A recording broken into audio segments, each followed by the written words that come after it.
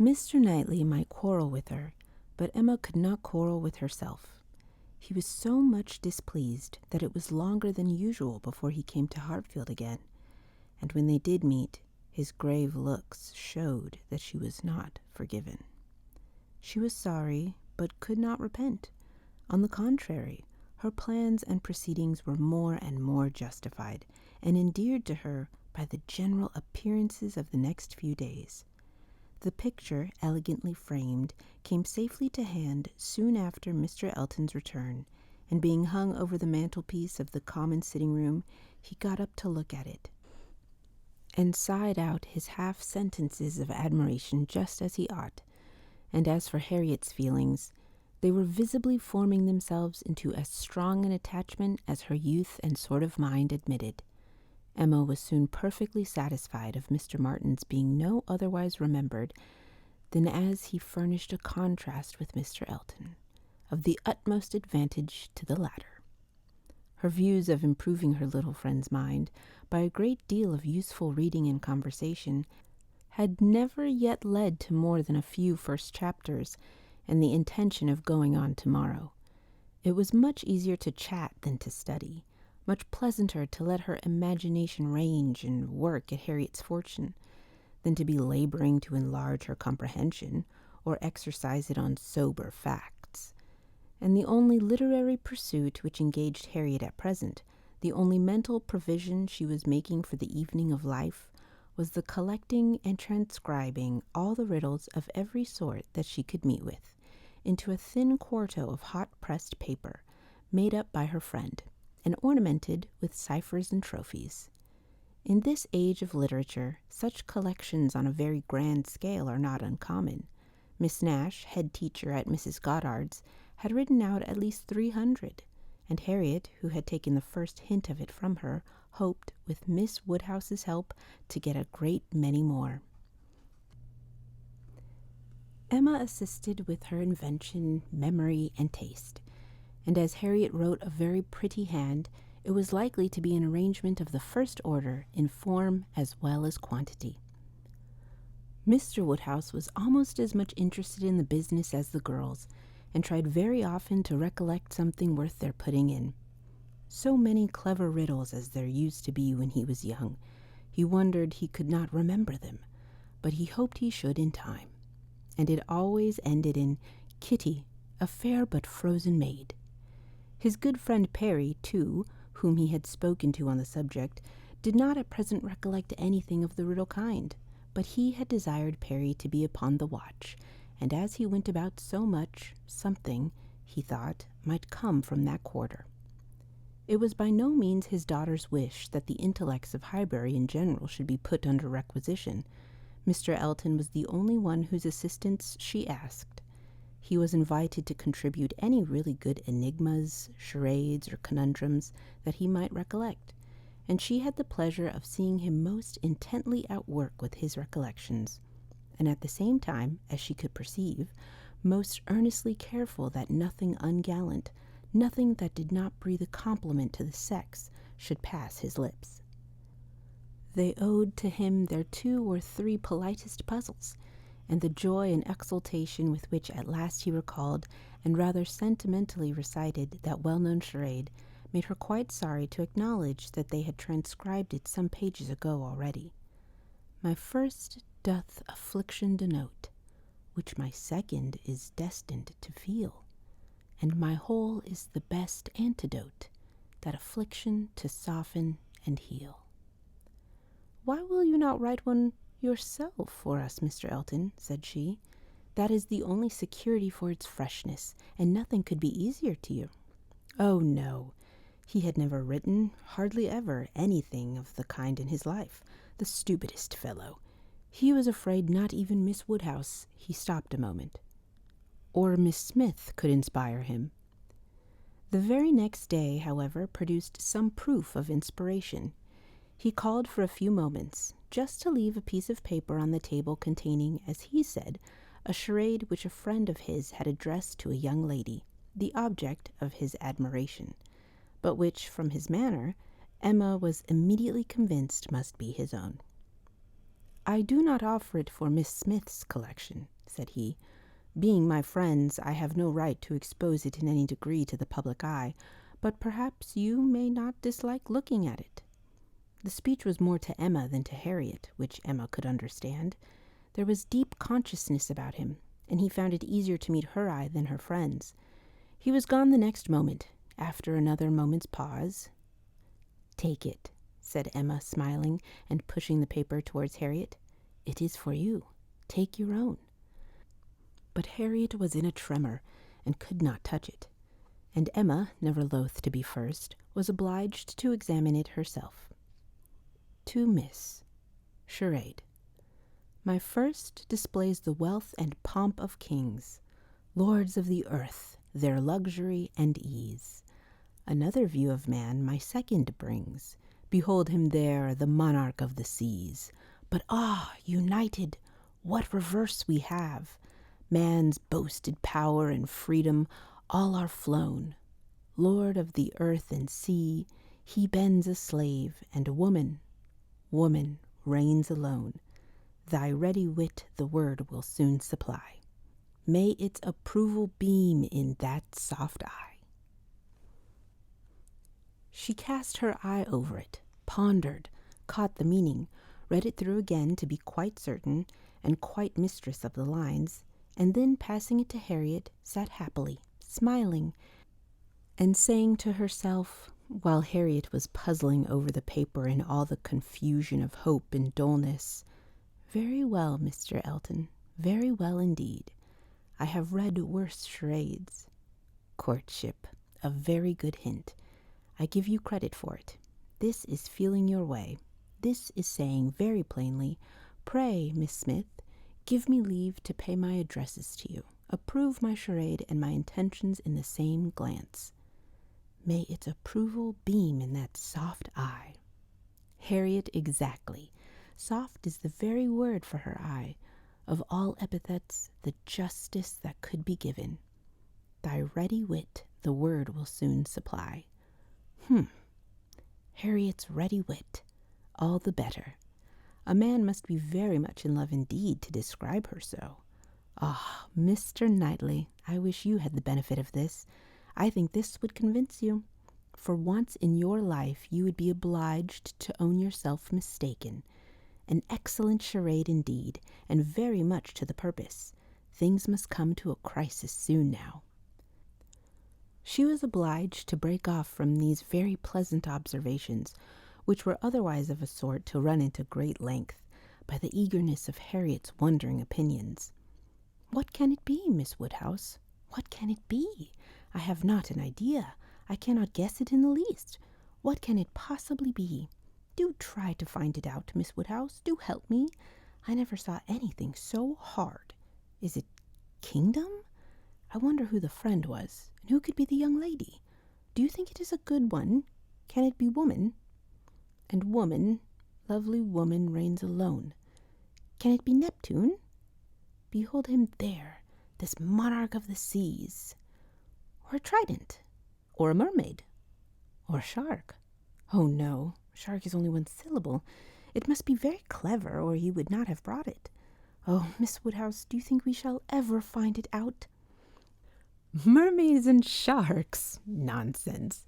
My dear Harriet, what are you thinking of? Where would be the use of his bringing us a charade made by a friend upon a mermaid or a shark? Give me the paper, and listen. For Miss, read Miss Smith. My first displays the wealth and pomp of kings, lords of the earth, their luxury and ease. That is court. Another view of man my second brings. Behold him there, the monarch of the seas. That is ship, plain as he can be.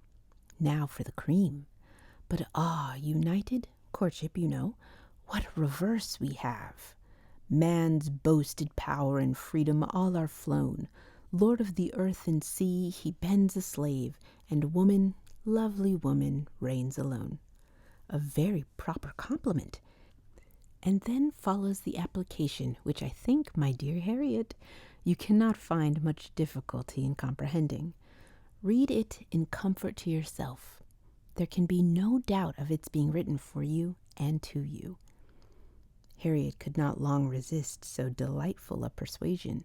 She read the concluding lines and was all flutter and happiness. She could not speak, but she was not wanted to speak. It was enough for her to feel. Emma spoke for her. "There is so pointed and so particular a meaning in this compliment," said she, "that I cannot have a moment's doubt as to Mr. Elton's intentions. You are his object, and you will soon receive the completest proof of it. I thought it must be so. I thought I could not be so deceived, but now it is clear. The state of his mind is as clear and decided as my wishes on the subject have been ever since I knew you. Yes, Harriet, just so long have I been wanting the very circumstance to happen which has happened. I could never tell whether an attachment between you and Mr. Elton were most desirable or most natural. Its probability and its eligibility have really so equaled each other. I am very happy. I congratulate you, my dear Harriet, with all my heart. This is an attachment which a woman may well feel pride in creating. This is a connection which offers nothing but good. It will give you everything that you want: consideration, independence, a proper home. It will fix you in the center of all your real friends, close to Hartfield and to me, and confirm our intimacy forever. This, Harriet, is an alliance which can never raise a blush in either of us." "Dear Miss Woodhouse, and dear Miss Woodhouse," was all that Harriet, with many tender embraces, could articulate at first.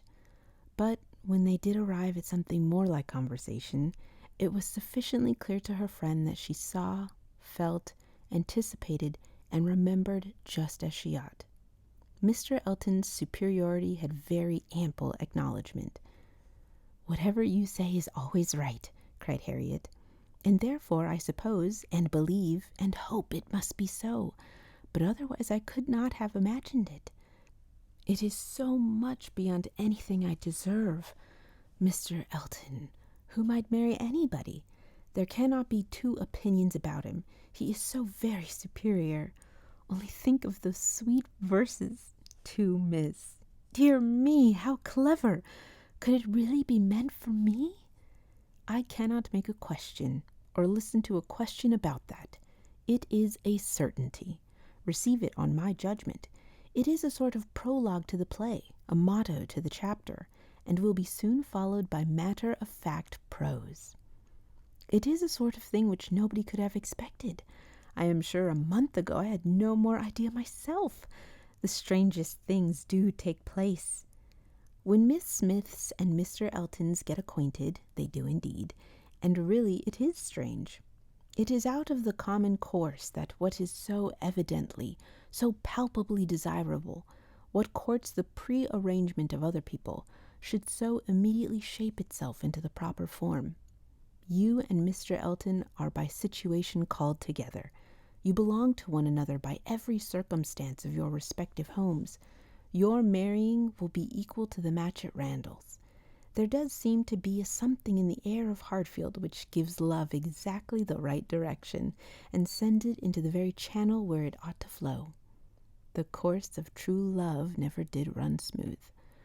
A Hartfield edition of Shakespeare would have a long note on that passage.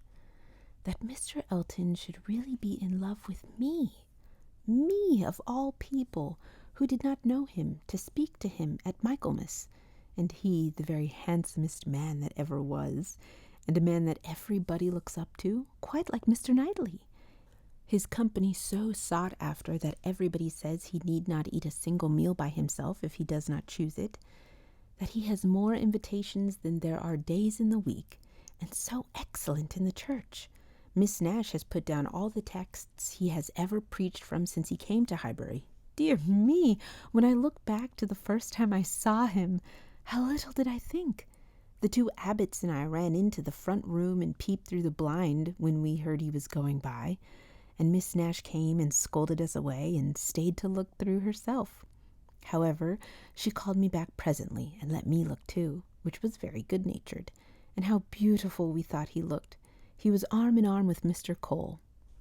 This is an alliance which whoever, whatever your friends may be, must be agreeable to them, provided at least they have common sense, and we are not to be addressing our conduct to fools.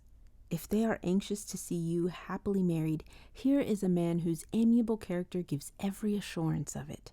If they wish to have you settled in the same country and circle which they have chosen to place you in, here it will be accomplished. And if their only object is that you should, in the common phrase, be well married, here is the comfortable fortune, the respectable establishment, the rise in the world which must satisfy them. Yes, very true. How nicely you talk. I love to hear you. You understand everything. You and Mr. Elton are one as clever as the other. This charade, if I had studied a 12-month, I could never have made anything like it. I thought he meant to try his skill by his manner of declining it yesterday. I do think it is, without exception, the best charade I ever read. I never read one more to the purpose, certainly. It is as long again as almost all we have had before. I do not consider its length as particularly in its favor. Such things in general cannot be too short. Harriet was too intent on the lines to hear. The most satisfactory comparisons were rising in her mind. It is one thing, said she presently, her cheeks in a glow, to have very good sense in a common way, like everybody else, and if there is anything to say, to sit down and write a letter, and say just what you must in a short way, and another to write verses and charades like this. Emma could not have desired a more spirited rejection of Mr. Martin's prose. Such sweet lines, continued Harriet. These two last. But how shall I ever be able to return the paper, or say I have found it out? Oh, Miss Woodhouse, what can we do about that? Leave it to me. You do nothing. He will be here this evening, I dare say, and then I will give it him back, and some nonsense or other will pass between us, and you shall not be committed. Your soft eyes shall choose their own time for beaming. Trust to me. Oh, Miss Woodhouse, what a pity that I must not write this beautiful charade into my book. I am sure I have not got one half so good. Leave out the last two lines, and there is no reason why you should not write it into your book. Oh, but those two lines are the best of all.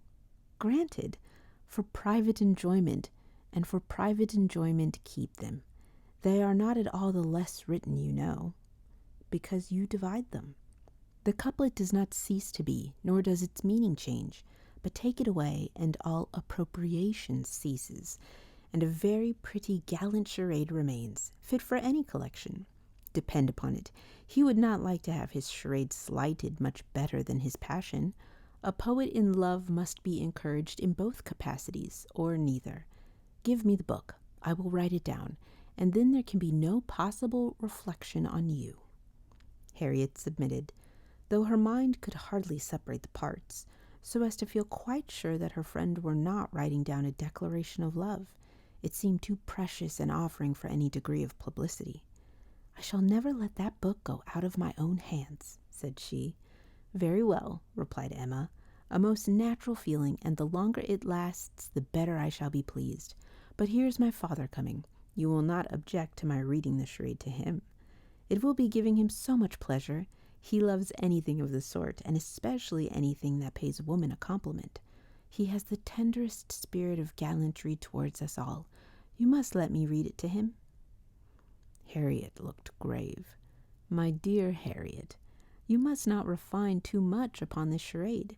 You will betray your feelings improperly if you are too conscious and too quick, and appear to affix more meaning, or even quite all the meaning which may be affixed to it.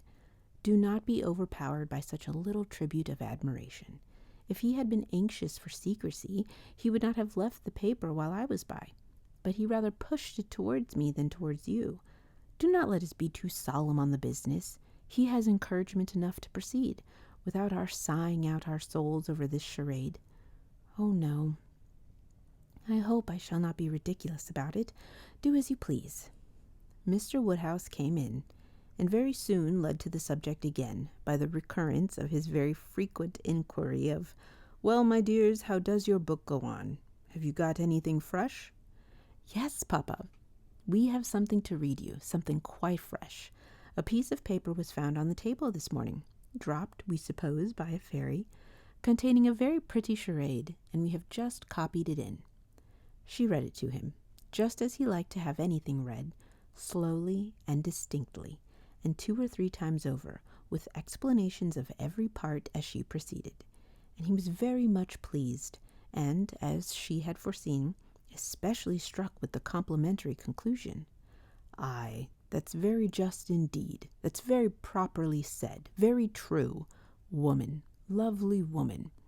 It is such a pretty charade, my dear, that I can easily guess what fairy brought it. Nobody could have written so prettily but you, Emma." Emma only nodded and smiled. After a little thinking and a very tender sigh, he added, "Ah, it is no difficulty to see who you take after. Your dear mother was so clever at all those things. If I had but her memory. But I can remember nothing, not even that particular riddle which you have heard me mention. I can only recollect the first stanza, and there are several. Kitty, a fair but frozen maid, kindled a flame I yet deplore. The hoodwinked boy I call to aid, though of his near approach afraid, so fatal to my suit before." And that is all that I can recollect of it.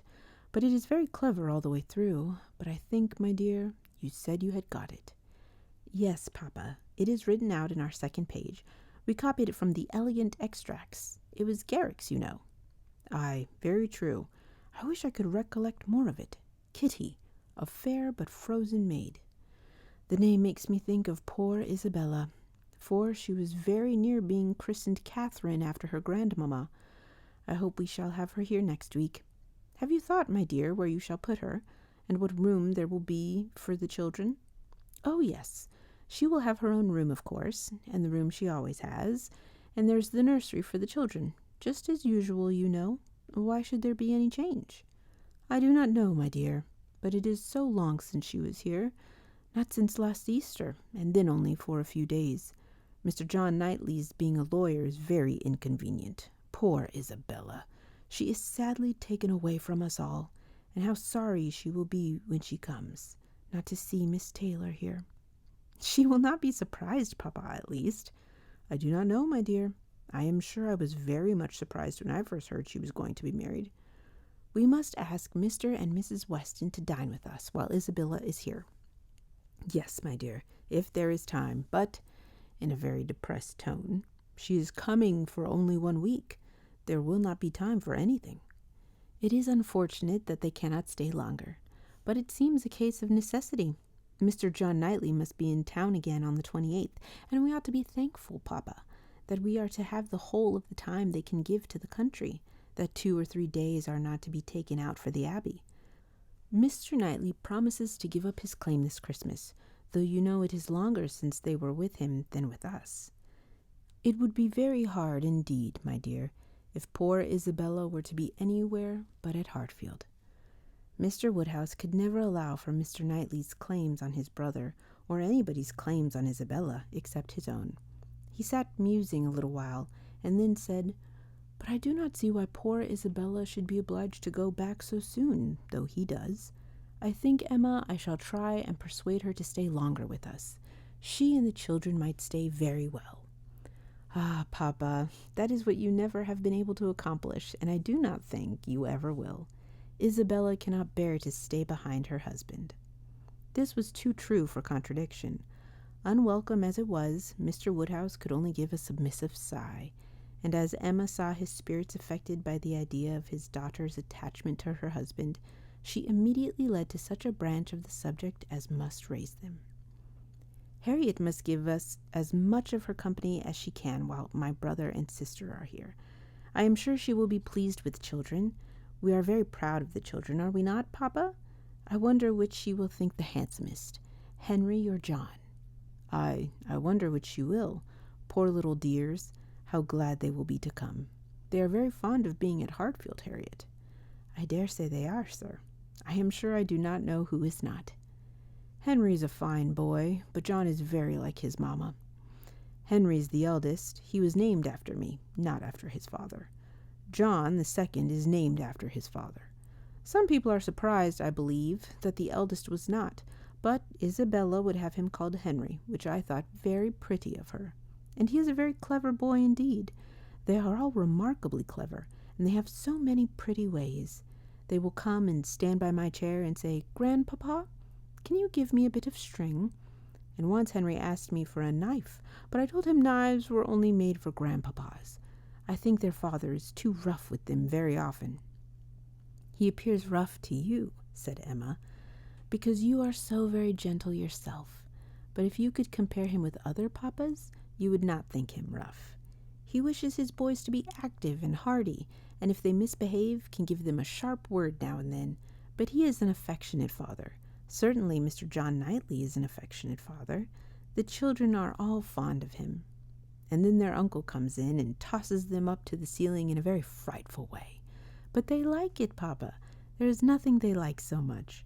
It is such enjoyment to them that if their uncle did not lay down the rule of their taking turns, whichever began would never give way to the other. Well, I cannot understand it." "That is the case with us all, Papa. One half of the world cannot understand the pleasures of the other." Later in the morning, and just as the girls were going to separate in preparation for the regular 4 o'clock dinner, the hero of this inimitable charade walked in again. Harriet turned away, but Emma could receive him with the usual smile, and her quick eye soon discerned in his the consciousness of having made a push, of having thrown a die, and she imagined he was come to see how it might turn up. His ostensible reason, however, was to ask whether Mr. Woodhouse's party could be made up in the evening without him, or whether he should be in the smallest degree necessary at Hartfield. If he were, everything else must give way, but otherwise his friend Cole had been saying so much about his dining with him, had made such a point of it, that he had promised him conditionally to come. Emma thanked him, but could not allow of his disappointing his friend on their account. Her father was sure of his rubber. He re-urged, she re-declined, and he seemed then about to make his bow when, taking the paper from the table, she returned it. "Oh, here is the charade you were so obliging as to leave with us. Thank you for the sight of it. We admired it so much that I have ventured to write it into Miss Smith's collection. Your friend will not take it amiss, I hope. Of course, I have not transcribed beyond the 8 first lines." Mr. Elton certainly did not very well know what to say. He looked rather doubtingly, rather confused, said something about honor, glanced at Emma and at Harriet, and then seeing the book open on the table, took it up and examined it very attentively.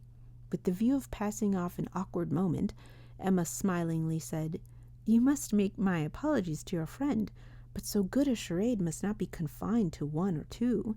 He may be sure of every woman's approbation while he writes with such gallantry." "I have no hesitation in saying," replied Mr. Elton, though hesitating a good deal while he spoke, "I have no hesitation in saying, at least if my friend feels at all as I do, I have not the smallest doubt that, could he see his little effusion honored as I see it," looking at the book again and replacing it on the table, "he would consider it as the proudest moment of his life." After this speech he was gone as soon as possible. Emma could not think it too soon, for with all his good and agreeable qualities there was a sort of parade in his speeches which was very apt to incline her to laugh. She ran away to indulge the inclination, leaving the tender and the sublime of pleasure to Harriet's share. Though now the middle of December, there had yet been no weather to prevent the young ladies from tolerably regular exercise, and on the morrow Emma had a charitable visit to pay to a poor sick family who had lived a little way out of Highbury. The road to this detached cottage was down Vicarage Lane, a lane leading at right angles from the broad, though irregular, main street of the place, and, as may be inferred, containing the blessed abode of Mr. Elton. A few inferior dwellings were first to be passed, and then, about 1/4 of a mile down the lane, rose the vicarage, an old and not very good house, almost as close to the road as it could be. It had no advantage of situation, but had been very much smartened up by the present proprietor, and such as it was, there could be no possibility of the two friends passing it without a slackened pace and observing eyes. Emma's remark was, "There it is. There go you and your riddle book one of these days." Harriet's was, "Oh, what a sweet house! How very beautiful! There are the yellow curtains that Miss Nash admires so much." "I do not often walk this way now," said Emma as they proceeded, "but then there will be an inducement, and I shall gradually get intimately acquainted with all the hedges, gates, pools, and pollards of this part of Highbury." Harriet, she found, had never in her life been within side the vicarage, and her curiosity to see it was so extreme that, considering exteriors and probabilities, Emma could only class it as a proof of love, with Mr. Elton's seeing ready wit in her. "I wish we could contrive it," said she, "but I cannot think of any tolerable pretence for going in. No servant that I want to inquire about of his housekeeper, no message from my father." She pondered, but could think of nothing. After a mutual silence of some minutes, Harriet thus began again. "I do so wonder, Miss Woodhouse, that you should not be married, or going to be married, so charming as you are." Emma laughed and replied, "My being charming, Harriet, is not quite enough to induce me to marry. I must find other people charming, one other person at least. And I am not only not going to be married at present, but have very little intention of ever marrying at all." "Ah, so you say, but I cannot believe it." "I must see somebody very superior to anyone I have seen yet to be tempted. Mr. Elton, you know," recollecting herself, "is out of the question, and I do not wish to see any such person. I would rather not be tempted. I cannot really change for the better. If I were to marry, I must expect to repent it. Dear me, it is so odd to hear a woman talk so. I have none of the usual inducements of women to marry. Were I to fall in love, indeed, it would be a different thing. But I never have been in love. It is not my way or my nature, and I do not think I ever shall. And without love, I am sure I should be a fool to change such a situation as mine. Fortune I do not want. Employment I do not want.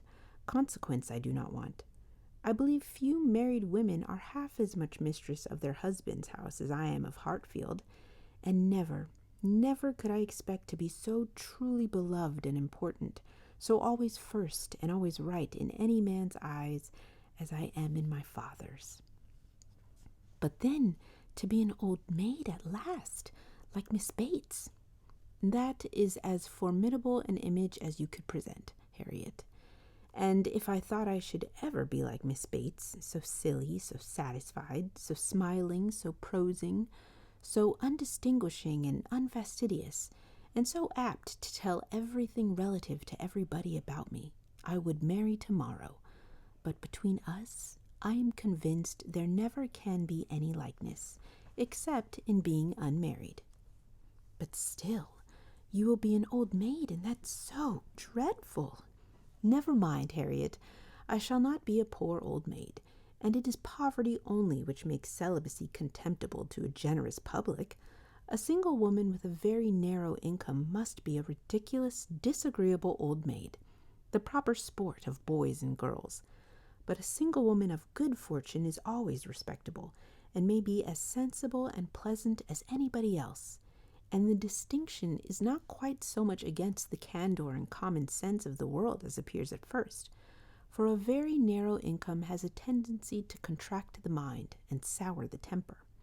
Those who can barely live, and who live perforce in a very small and generally very inferior society, may well be illiberal and cross. This does not apply, however, to Miss Bates. She is only too good-natured and too silly to suit me. But in general she is very much to the taste of everybody, though single and though poor. Poverty certainly has not contracted her mind.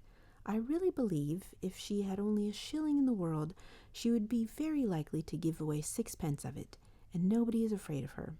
That is a great charm." "Dear me! But what shall you do?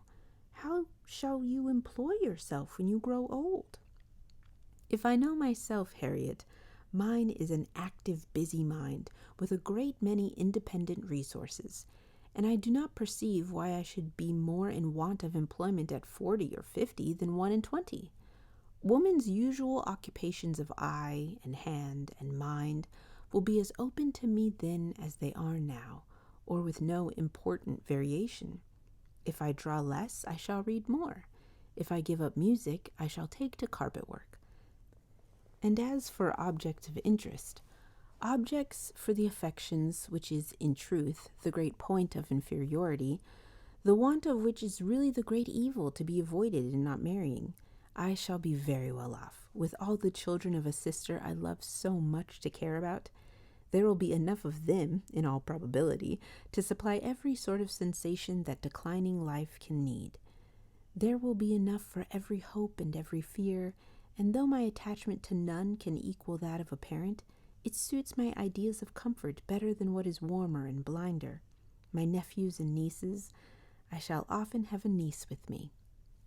Do you know Miss Bates' niece? That is, I know you must have seen her 100 times, but are you acquainted? Oh, yes, we are always forced to be acquainted whenever she comes to Highbury. By the by, that is almost enough to put one out of conceit with a niece. Heaven forbid, at least, that I should ever bore people half so much about all the Knightleys together as she does about Jane Fairfax. One is sick of the very name of Jane Fairfax. Every letter from her is read 40 times over. Her compliments to all friends go round and round again, and if she does but send her aunt the pattern of a stomacher, or knit a pair of garters for her grandmother, one hears of nothing else for a month. I wish Jane Fairfax very well, but she tires me to death. They were now approaching the cottage, and all idle topics were superseded. Emma was very compassionate, and the distresses of the poor were as sure of relief from her personal attention and kindness, her counsel and her patience, as from her purse. She understood their ways, could allow for their ignorance and their temptations, had no romantic expectations of extraordinary virtue from those for whom education had done so little, entered into their troubles with ready sympathy, and always gave her assistance with as much intelligence as goodwill. In the present instance, it was sickness and poverty together which she came to visit, and after remaining there as long as she could give comfort or advice, she quitted the cottage with such an impression of the scene as made her say to Harriet, as they walked away, "These are the sights, Harriet, to do one good. How trifling they make everything else appear. I feel now as if I could think of nothing but these poor creatures all the rest of the day, and yet who can say how soon it may all vanish from my mind?" "Very true," said Harriet. "Poor creatures! One can think of nothing else." "And really, I do not think the impression will soon be over," said Emma, as she crossed the low hedge and tottering footstep which ended the narrow, slippery path through the cottage garden, and brought them into the lane again. "I do not think it will," stopping to look once more at all the outward wretchedness of the place and recall the still greater within. "Oh dear, no," said her companion. They walked on. The lane made a slight bend, and when that bend was passed, Mr. Elton was immediately in sight, and so near as to give Emma time only to say farther, "Ah, Harriet, here comes a very sudden trial of our stability and good thoughts. Well," smiling, "I hope it may be allowed that if compassion has produced exertion and relief to the sufferers, it has done all that is truly important. If we feel for the wretched enough to do all we can for them, the rest is empty sympathy, only distressing to ourselves." Harriet could just answer, "Oh dear, yes," before the gentleman joined them. The wants and sufferings of the poor family, however, were the first subject on meeting. He had been going to call on them. His visit he would now defer, but they had a very interesting parley about what could be done and should be done. Mr. Elton then turned back to accompany them. "To fall in with each other on such an errand as this," thought Emma, "to meet in a charitable scheme. This will bring a great increase of love on each side.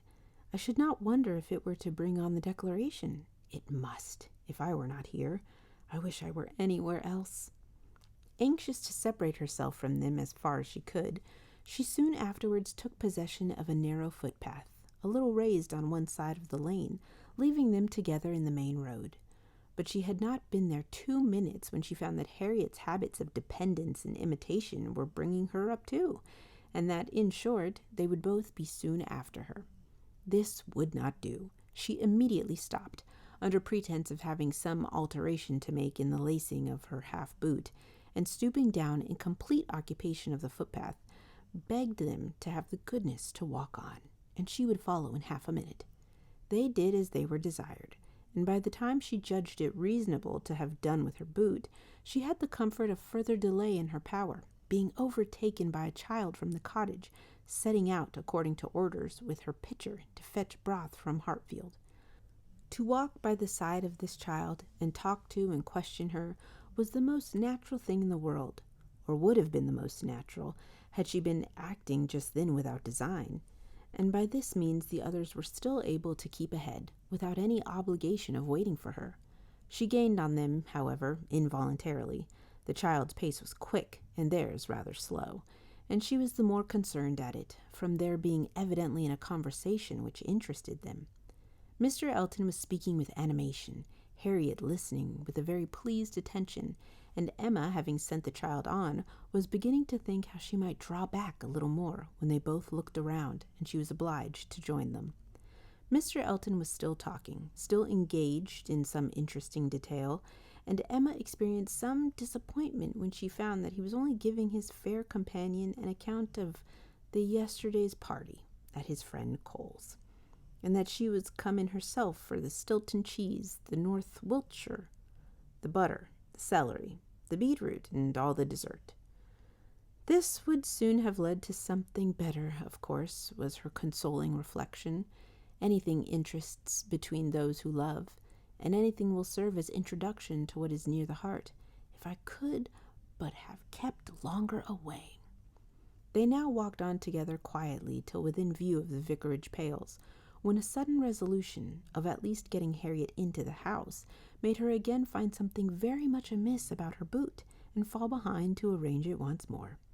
She then broke the lace off short, and dexterously throwing it into a ditch, was presently obliged to entreat them to stop, and acknowledge her inability to put herself to rights so as to be able to walk home in tolerable comfort. "Part of my lace is gone," said she, "and I do not know how I am to contrive. I really am a most troublesome companion to you both, but I hope I am not often so ill-equipped. Mr. Elton, I must beg leave to stop at your house and ask your housekeeper for a bit of riband or string, or anything just to keep my boot on." Mr. Elton looked all happiness at this proposition, and nothing could exceed his alertness and attention in conducting them into his house, and endeavoring to make everything appear to advantage. The room they were taken into was the one he chiefly occupied, and looking forwards, behind it was another with which it immediately communicated. The door between them was open, and Emma passed into it with the housekeeper, to receive her assistance in the most comfortable manner. She was obliged to leave the door ajar as she found it, but she fully intended that Mr. Elton should close it. It was not closed, however. It still remained ajar. But by engaging the housekeeper in incessant conversation, she hoped to make it practicable for him to choose his own subject in the adjoining room. For 10 minutes she could hear nothing but herself. It could be protracted no longer. She was then obliged to be finished and make her appearance. The lovers were standing together at one of the windows. It had a most favorable aspect, and for half a minute Emma felt the glory of having schemed successfully. But it would not do. He had not come to the point. He had been most agreeable, most delightful. Purposely followed them. Other little gallantries and allusions had been dropped, but nothing serious. Cautious, very cautious, thought Emma. He advances inch by inch, and will hazard nothing till he believes himself secure. Still, however, though everything had not been accomplished by her ingenious device, she could not but flatter herself that it had been the occasion of much present enjoyment to both, and must be leading them forward to the great event. Mr. Elton must now be left to himself. It was no longer in Emma's power to superintend his happiness or quicken his measures. The coming of her sister's family was so very near at hand that first in anticipation and then in reality, it became henceforth the prime object of interest, and during the 10 days of their stay at Hartfield, it was not to be expected, she did not herself expect, that anything beyond occasional, fortuitous assistance could be afforded by her to the lovers. They might advance rapidly if they would, however. They must advance somehow or other, whether they would or no. She hardly wished to have more leisure for them. There are people who the more you do for them, the less they will do for themselves. Mr. and Mrs. John Knightley, from having been longer than usual absent from Surrey, were exciting, of course, rather more than the usual interest. Till this year, every long vacation since their marriage had been divided between Hartfield and Donwell Abbey. But all the holidays of this autumn had been given to sea-bathing for the children, and it was therefore many months since they had been seen in a regular way by their Surrey connections, or seen at all by Mr. Woodhouse, who could not be induced to get so far as London, even for poor Isabella's sake, and who, consequently, was now most nervously and apprehensively happy in forestalling this too short visit. He thought much of the evils of the journey for her, and not a little of the fatigues of his own horses and coachmen, who were to bring some of the party the last half of the way. But his alarms were needless. The 16 miles being happily accomplished, and Mr. and Mrs. John Knightley, their 5 children, and a competent number of nursery maids all reaching Hartfield in safety. The bustle and joy of such an arrival, the many to be talked to, welcomed, encouraged, and variously dispersed and disposed of, produced a noise and confusion which his nerves could not have borne under any other cause, nor have endured much longer even for this. But the ways of Hartfield and the feelings of her father were so respected by Mrs. John Knightley that in spite of maternal solicitude for the immediate enjoyment of her little ones, and for their having instantly all the liberty and attendance, all the eating and drinking and sleeping and playing which they could possibly wish for without the smallest delay, the children were never allowed to be long a disturbance to him, either in themselves or in any restless attendance on them. Mrs. John Knightley was a pretty, elegant little woman of gentle, quiet manners, and a disposition remarkably amiable and affectionate, wrapped up in her family, a devoted wife, a doting mother, and so tenderly attached to her father and sister that, but for these higher ties, a warmer love might have seemed impossible. She could never see a fault in any of them. She was not a woman of strong understanding or any quickness, and with these resemblances of her father, she inherited also much of his constitution, was delicate in her own health, over-careful of that of her children, had many fears and many nerves, and was as fond of her own Mr. Wingfield in town as her father could be of Mr. Perry. They were alike, too, in a general benevolence of temper and a strong habit of regard for every old acquaintance. Mr. John Knightley was a tall, gentlemanlike, and very clever man, rising in his profession, domestic, and respectable in his private character, but with reserved manners which prevented his being generally pleasing, and capable of being sometimes out of humor. He was not an ill-tempered man, not so often unreasonably cross as to deserve such a reproach, but his temper was not his great perfection. And indeed, with such a worshipping wife, it was hardly possible that any natural defects in it should not be increased. The extreme sweetness of her temper must hurt his. He had all the clearness and quickness of mind which she wanted, and he could sometimes act an ungracious or say a severe thing. He was not a great favorite with his fair sister-in-law. Nothing wrong in him escaped her. She was quick in feeling the little injuries to Isabella, which Isabella never felt herself. Perhaps she might have passed over more had his manners been flattering to Isabella's sister, but they were only those of a calmly kind brother and friend, without praise and without blindness. But hardly any degree of personal compliment could have made her regardless of that greatest fault of all in her eyes, which he sometimes fell into, the want of respectful forbearance towards her father. There he had not always the patience that could have been wished. Mr. Woodhouse's peculiarities and fidgetiness were sometimes provoking him to a rational remonstrance or sharp retort equally ill bestowed. It did not often happen, for Mr. John Knightley had really a great regard for his father-in-law, and generally a strong sense of what was due to him. But it was too often for Emma's charity, especially as there was all the pain of apprehension frequently to be endured, though the offence came not. The beginning, however, of every visit displayed none but the properest feelings, and this being of necessity so short might be hoped to pass away in unsullied cordiality. They had not been long seated and composed when Mr. Woodhouse, with a melancholy shake of the head and a sigh, called his daughter's attention to the sad change at Hartfield since she had been there last. "Ah, my dear," said he, "poor Miss Taylor, it is a grievous business." "Oh, yes, sir," cried she, with ready sympathy. "How you must miss her! And dear Emma, too. What a dreadful loss to you both. I have been so grieved for you. I could not imagine how you could possibly do without her. It is a sad change indeed, but I hope she is pretty well, sir." "Pretty well, my dear, I hope, pretty well. I do not know but that the place agrees with her tolerably." Mr. John Knightley here asked Emma, quietly, whether there were any doubts of the air of Randalls.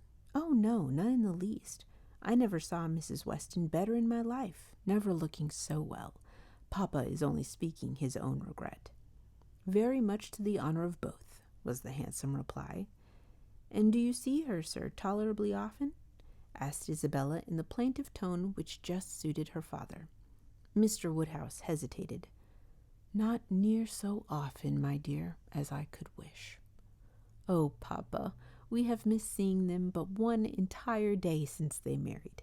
Either in the morning or evening of every day, excepting one, have we seen either Mr. Weston or Mrs. Weston, and generally both, either at Randalls or here. And as you may suppose, Isabella, most frequently here. They are very, very kind in their visits. Mr. Weston is really as kind as herself. Papa, if you speak in that melancholy way, you will be giving Isabella a false idea of us all. Everybody must be aware that Miss Taylor must be missed, but everybody ought also to be assured that Mr. and Mrs. Weston do really prevent our missing her by any means to the extent we ourselves anticipated, which is the exact truth." "Just as it should be," said Mr. John Knightley, "and just as I hoped it was from your letters. Her wish of showing you attention could not be doubted, and his being a disengaged and social man makes it all easy. I have been always telling you, my love, that I had no idea of the change being so very material to Hartfield as you apprehended, and now you have Emma's account. I hope you will be satisfied." "Why, to be sure," said Mr. Woodhouse. "Yes, certainly. I cannot deny that Mrs. Weston, poor Mrs. Weston, does come and see us pretty often, but then she is always obliged to go away again." "It would be very hard upon Mr. Weston if she did not, papa. You quite forget poor Mr. Weston." "I think, indeed," said John Knightley pleasantly, "that Mr. Weston has some little claim.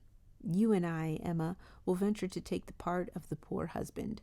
I being a husband, and you not being a wife, the claims of the man may very likely strike us with equal force. As for Isabella, she has been married long enough to see the convenience of putting all the Mr. Westons aside as much as she can." "Me, my love!" cried his wife, hearing and understanding only in part. "Are you talking about me? I am sure nobody ought to be, or can be, a greater advocate for matrimony than I am, and if it had not been for the misery of her leaving Hartfield, I should never have thought of Miss Taylor but as the most fortunate woman in the world. And as to slighting Mr. Weston, that excellent Mr. Weston, I think there is nothing he does not deserve. I believe he is one of the very best-tempered men that ever existed. Excepting yourself and your brother, I do not know his equal for temper. I shall never forget his flying Henry's kite for him that very windy day last Easter, and ever since his particular kindness last September 12th month in writing that note at 12 o'clock at night, on purpose to assure me that there was no scarlet fever at Cobham. I have been convinced that there could not be a more feeling heart nor a better man in existence. If anybody can deserve him, it must be Miss Taylor."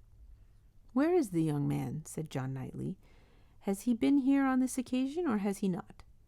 "He has not been here yet," replied Emma. "There was a strong expectation of his coming soon after the marriage, but it ended in nothing. And I have not heard him mentioned lately. But you should tell them of the letter, my dear, said her father.